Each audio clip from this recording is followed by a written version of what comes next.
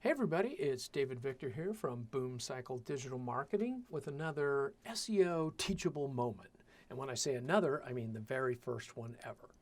All right, so this is about the top 5 SEO mistakes made by CEOs and CMOs all the time, business owners, everyone who cares about their visibility in Google and Bing. I'll stick to Google probably. Yeah. So, top 5, number 1, no particular order, branded searches. So, if you have a brand name, let's say it's XYRXQ Bolt Manufacturing, and you type in XYRXQ Bolt Manufacturing into Google and you show up number 1, congratulations, your website has been indexed by Google. But is anyone searching for you using that name, or would they search for you more likely with best bolts for airplanes, hopefully? That's more likely to be a valuable business search than your brand name. Of course, Google loves brand searches and confers a lot of authority when people look for whatever the name was of that bolt company that I just put out there. But mostly what you'd like to do as a smaller, less known business, let's say, is rank for terms that are important to your ideal prospects. So that's usually not a branded search. Again, if they know your brand name, they already know what they're looking for. Google loves that. Everybody's happy. But you're trying to pick up new business from people who don't necessarily know you exist. So number 1, branded searches. Again, not in any particular order. So number 2, search personalization. What is that? Well, that is the tendency for Google to show you websites that you've previously visited when you use Google to search on things related to those sites. So if I search for digital marketing, San Francisco Bay Area, it's pretty likely it's going to show my website in that first page of Google. Let's say pretty likely that it's going to show that because I have visited my own site maybe twice, but no, maybe more than that. But the point is that it's going to show my site more often because it thinks, oh, that's relevant. This person wants to see this site. It doesn't necessarily know it kind of does know that I own my site. But anyway, that's besides the point. It's a super hyper-personalized search. So what you'd like to do is use some kind of a tool that lets you really see the kind of average search, what the average person would see. So if I type in digital marketing, San Francisco Bay Area into a depersonalized search, it's going to show me pretty much the standard rankings of all the sites that relate to those keywords. So my site may or may not show up. Hopefully it would. Anyway, maybe even higher, but maybe not. So how do you depersonalize a search? Well, there's some Chrome plugins that you can use. Some people say you can use incognito mode, but it still tracks your IP address. So I use a super cool Chrome plugin called Night Watch Search Simulator, which sounds super spooky, but it's actually just a really cool way, an easy way to put in keywords. You can actually track websites that you're interested in, maybe your site and some sites of your competitors, and then it gives a little number when you search about where your site shows up in that search, because you'll get a list of actually, I think, 100 search results. So it doesn't just show you page by page like Google does. It'll show you the first 10 pages, basically, and it'll show you where your site ranks. So if you get a 22, that means you're on page 3, number 2. If you get a 3, that means you're the third ranking result, and you can see it, but it's just nice to have that there. And then you can save your searches too. So a very cool little tool, Night Watch Search Simulator. So number 3, keyword fixation. What is that? It sounds bad, and it is kind of bad, but the idea is you keep typing in over and over and over the same search terms, thinking that that's kind of your most important search terms, but it's not everything. So if you've done any SEO or blogging on your website at all, your site probably ranks for tens, dozens, maybe even hundreds of keywords.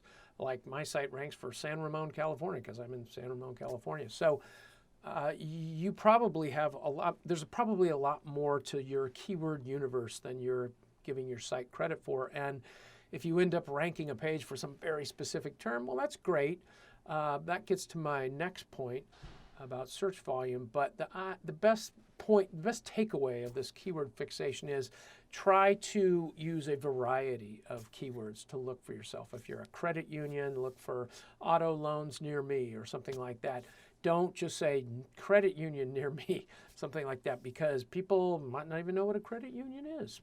Number 4, search volume. What is search volume? It is the number of times a given keyword phrase was searched during a 30-day period. So if there's keyword volume of 150, that means 150 times somebody searched for that exact phrase in Google, let's say. You typically want to get, even in niche B2B businesses, 250, 300, 500 is good. Search volume to go after those keywords, because if you're looking at search volumes of 10 or 20, which there's plenty of searches that fall into that, there's just not a lot of interest in that specific keyword. So let's say you go write a huge blog article that focuses on that one keyword that's getting searched 10 times.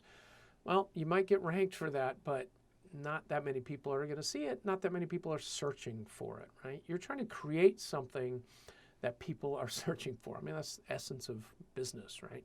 So you really want to look, using some SEO tools, which we are happy to help with, at the search volumes of things that are related to your business. And sometimes, like let's say you do web application development.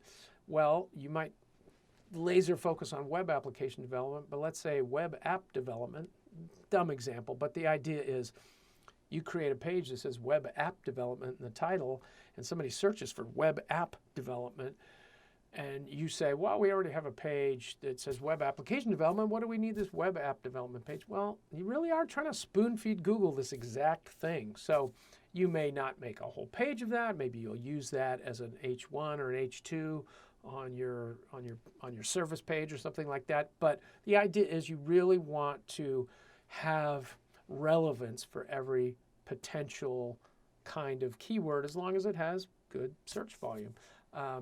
Okay, number 5, standing in the shadows of search, visibility.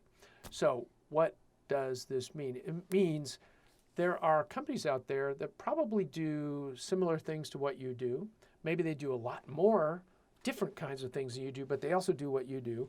Or maybe you do, you're the big, 800-pound gorilla, and you do everything, and this company only does this one thing. But if they do this one thing very well, and somebody's searching for that one thing, even though you offer it, they may rank higher than you, and vice versa, right? If you're the one who does this very specialized thing, but there's a company, and this is a very common case, there's a company that does all those things and more, but they have so much authority in Google and everything, well, they may rank over your site. In fact, you may be way down the list because maybe multiple pages on their site rank for these same keywords over what you have. So they are casting a shadow over your visibility. And so you have to take them seriously, even though maybe as a business, you're like, nah, they do too many other things. They're not that focused on this. But you have to take them seriously as far as SEO is concerned, because you want that visibility. So you may have to play that game, right? You may have to create more blog articles, create more authority around your specific niche so that you can rise to that level and maybe beat them at their own game. So that's 5 things. It's probably went on too long, but that was 5 things. Top 5 SEO mistakes that CEOs and CMOs make, and really anybody who maybe doesn't do SEO specifically. They have important jobs to do. All right. David Victor from Boom Cycle Digital Marketing, and we will see you again soon for another SEO Teachable moment. Thanks.